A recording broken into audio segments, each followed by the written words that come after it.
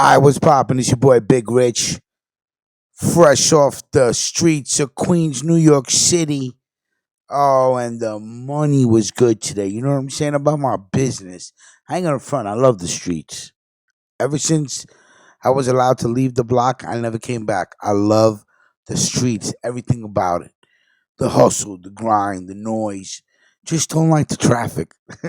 But anyway, I'm excited. We're starting our new weekly series today because we do new things here. Business. Ndrangheta Weekly News. Now, first of all, I know everybody's going to have their own pronunciation. Feel free to leave it in the comments. Leave comments. I need you to leave comments. But before we tend to business, I need everybody to wipe their feet on the rug. You know the rules, you know the ritual. Let's get busy. The last of my white Tahoe cookies mixed with a little bit of live resin. Let's go.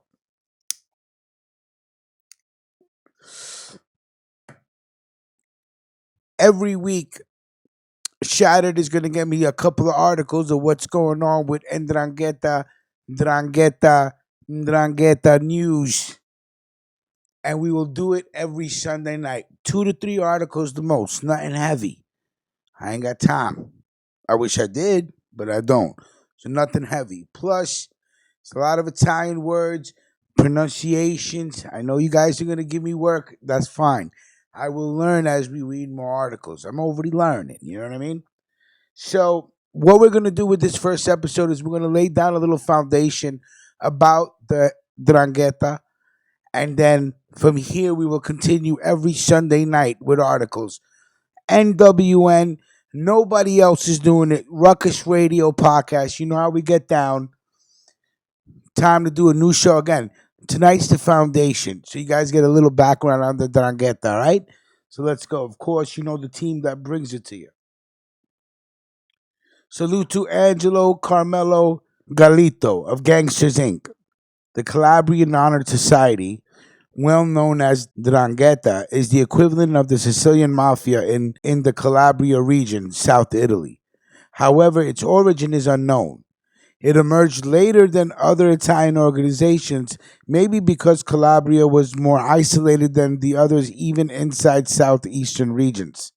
Some experts say it was influenced by Camorra and the Mafia, but despite its rituals and behaviors are similar to them, it has its own characters.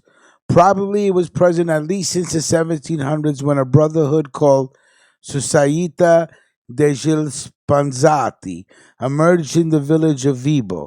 Of course, it's very difficult to have certain information before 1861 because of the inefficiency and corruption of previous rulers like the Spanish or Bourbons. Like Sicilians, also Calabrians emigrated abroad, especially to Canada and Australia, since the beginning of the 1900s, creating branches of Drangheta. Within the Drangheta, more than Camorra and Cosa Nostra, the nucleus of the organization is the blood family. It causes a lot of feuds between different family nucleuses, also inside the same village. In the 1960s and 1970s, the Calabrian Mafia was still archaic and its principal business were of kidnappings, which it often did in North and Middle Italy. But in the 1980s, it became interested in drug trafficking, weapon sales, and public works. In the 1985-1991 period, later on the murder of boss Paolo De Stefano, the most violent mafia war happened in Reggio Calabria city, which left about 800 dead. The war was fought between the Stefano Tegano and the Candelo Imerti groups.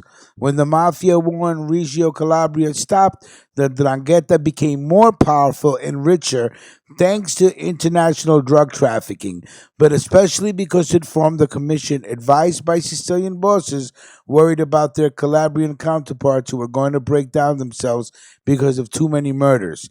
Nowadays, 'Ndrangheta is considered a very powerful branch of the Italian OC. It controls most of the drug trafficking around Europe, and it has connections in all the North Italian regions and countries around the world. A history told from the inside. 'Ndrangheta is a reality well known within Italian underworld, but its extreme secrecy makes it most impenetrable by police thanks to wiretaps.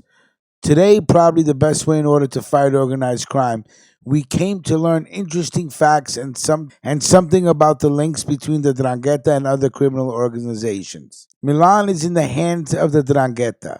These are the words of an international broker wiretapped by police in the anti-mafia operation Marcos, which in February of 2011 showed a link between 'Ndrangheta members and Colombian cartels.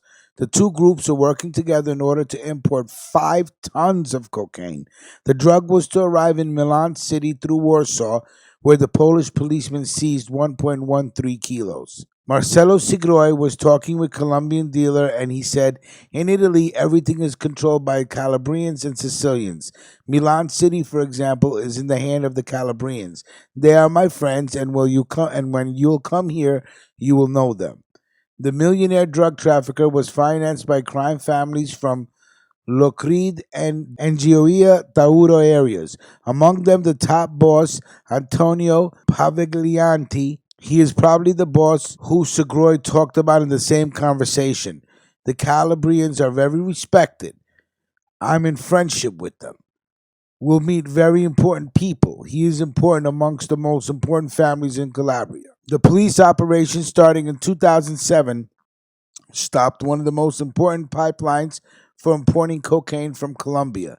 In the same operation, were also arrested Domenico and Antonio Votari, who ran a gang of drug dealers linked with the 'Ndrangheta in Milan City. The anti-mafia operation Crimin 3 on July 2011 against the 'Ndrangheta cells in northern Italy, following the previous ones, Crimin 1 and Crimin 2, show other interesting stuff. The disappearance of half a ton of cocaine from Gioia Tauro port caused frictions between Ndrangheta clans, Albanian gangs, and Colombian cartels. The wiretaps show the existence of a Ndrangheta family located in Erba, a northern region of Lombardy led by Pasquale Varca, who answered to the Arena family from Isola Capo Rizzuto in Calabria. The Varkas brought the drug together with the Albanian gang located in Belgium, but the shipment was run by the Pesci family from Rosarno. The Pesci family from Rosarno,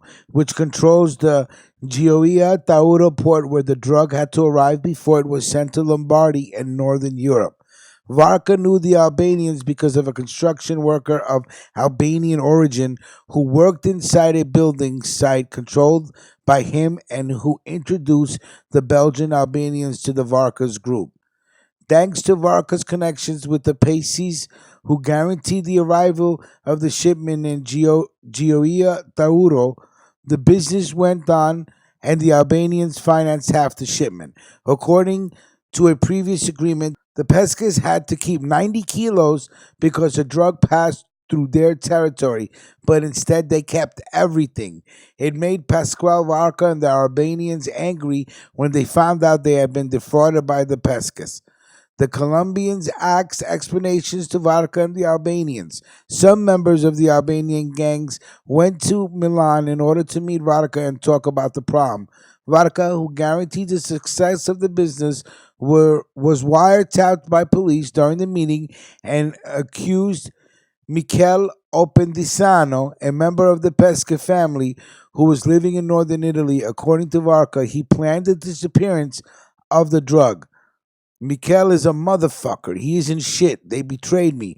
But I went there. I called my relatives, my friends. Do you understand? It's not good. It's not good.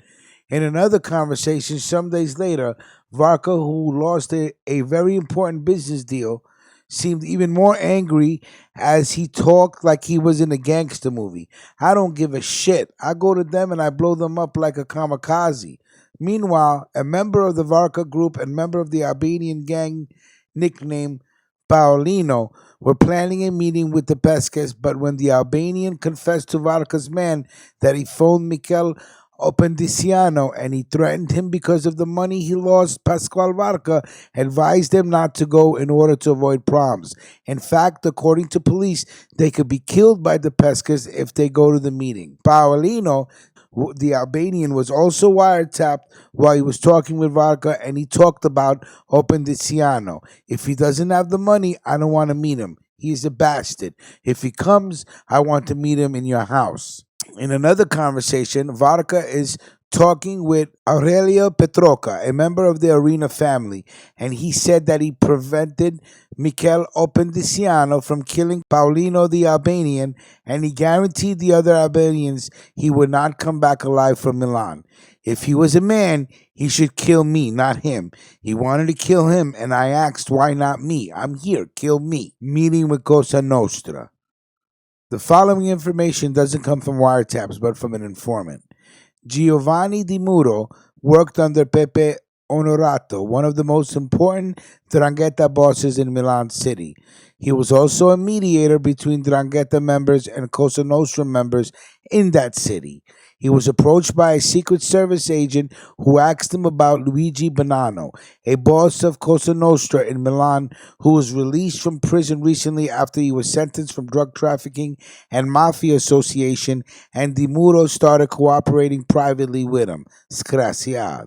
At that time, Bonanno was planning the import of 2 tons of cocaine from Colombia through Panama, together with Ugo Martello, another Sicilian boss transplanted in northern Italy. In 2006, 2 members of the family, led by Onorato, Michel Mastropasqua and Antonio Di Cio, began extorting an important local businessman.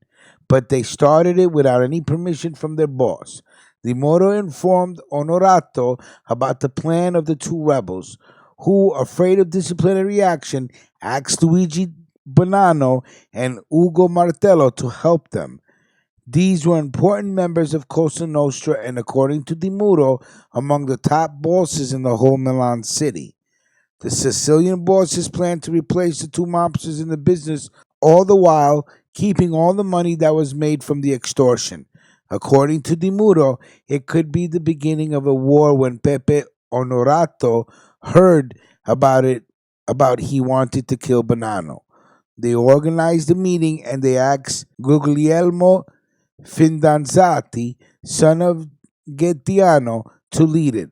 The Fidanzatis are an authority in Milan City, and they decided that the extortion had to go to the Calabrians since they first started the business, and he invited Bonanno to pay them. Di Muro, who took part personally in a second meeting, explained that the Calabrians and the Sicilians met in a bar called Ebony, home of several local mobsters. Bonanno said to follow him in his building site where there were 15 of his armed men. He gave the money and told Di Muro, go away now. I don't want to see you or any Calabrians anymore if you don't want to be killed. Now, why did we give you that article? Because it shows the pipeline. It shows how the 'Ndrangheta is connected to all these cartels. They're bringing in 80% of the coke in Europe. This is a very powerful family and or clan made up of many smaller clans. I mean, they really, really do shit old school, and that's why we really don't hear much about it. Came up with an idea of let's do it. Let's do Drangheta news articles, right? And let's make it like a weekly show. Let's dedicate a show to this. So this is kind of like our first episode. So this was like a little foundation. But what we're trying to show you is they're all over the place. Venezuela, Germany, Colombia, Canada, Australia, America. You know, so they're running shit, and they make for some really good true crime stories. It's not just what happens in America, right? So like I said, this is kind of like a foundation that Shattered put together for us to present, you know. And now we will every Sunday night report to you guys Ndrangheta Weekly News, okay? N.W.N. Ndrangheta Weekly News. And yeah, I'm excited because it's something new. So next Sunday will be episode 2. This is episode 1. Again, just a foundation for you guys. So listen to it twice because it's a lot of information. It's translated from Italian to English. Pretty much, I think this is a great idea, first of all. And I think we have tons of stories that we can cover. And we can also, again, like spotlights, talk about old Drangheta bosses, talk about this war, talk about all these characters that are, real life gangsters. You know what I'm saying? That gangster shit. Again, we just love the stories, and we have so many things planned for season two. I think as soon as we hit 200 episodes on mob stories, we're gonna take it to season two. All right. So Ndrangheta Weekly News, check it out. You know the team who brings it to you every day. Tomorrow night, new mob story. Don't forget to check into Waking Up at Rutgers tomorrow morning. Salute to everybody. Have a good evening. And throw some smoke in the air, man. All right. Bless the atmosphere. Salute.